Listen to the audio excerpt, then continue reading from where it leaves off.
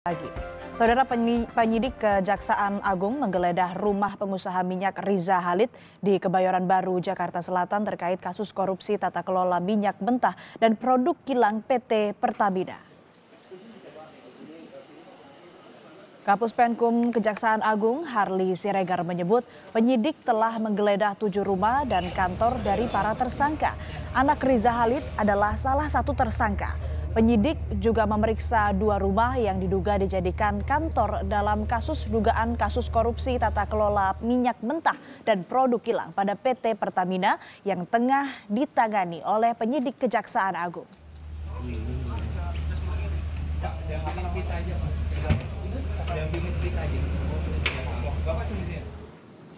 Kami sampaikan bahwa penyidik sampai hari ini sudah melakukan setidaknya 4 kali penggeledahan, ya, 4 kali penggeledahan di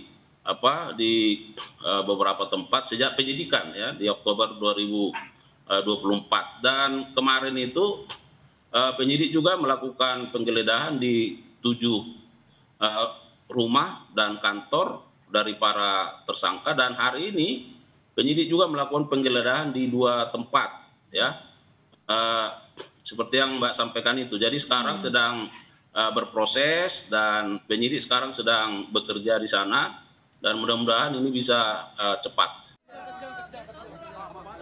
Sebelumnya, Kejaksaan Agung menetapkan Direktur Utama Pertamina Patra Niaga Rifasia Haan menjadi tersangka kasus dugaan korupsi tata kelola minyak mentah. Direktur Penyidikan Jampitsus Kejaksaan Agung Abdul Kohar menyebut kerugian negara mencapai 193,7 triliun rupiah. Selain menetapkan Direktur Utama Pertamina Patra Niaga sebagai tersangka, Kejagung juga menetapkan 6 orang lainnya sebagai tersangka dan langsung ditahan.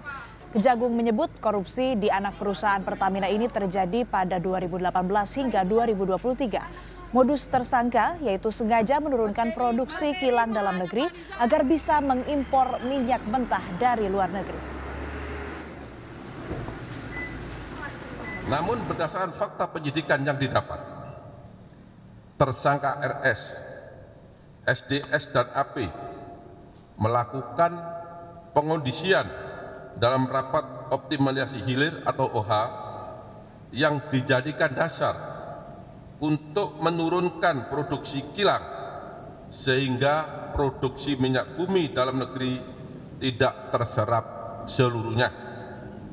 Dan pada akhirnya pemenuhan minyak mentah maupun produk kilang dilakukan dengan cara impor. Penyidik Kejaksaan Agung menemukan biaya tata kelola minyak yang tinggi memengaruhi subsidi BBM yang dibebankan ke APBN dalam bentuk skema subsidi.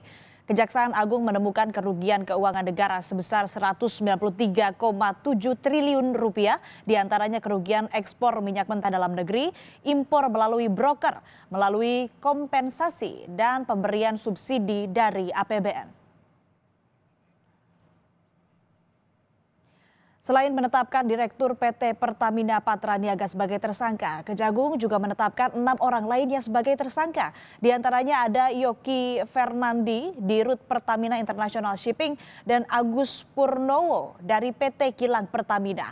Kejagung juga menetapkan 3 tersangka dari pihak swasta, salah satunya putra dari pengusaha minyak Riza Khalid, yakni Muhammad Keri Adrianto Riza, yang semuanya kini telah ditahan untuk kepentingan penyidikan.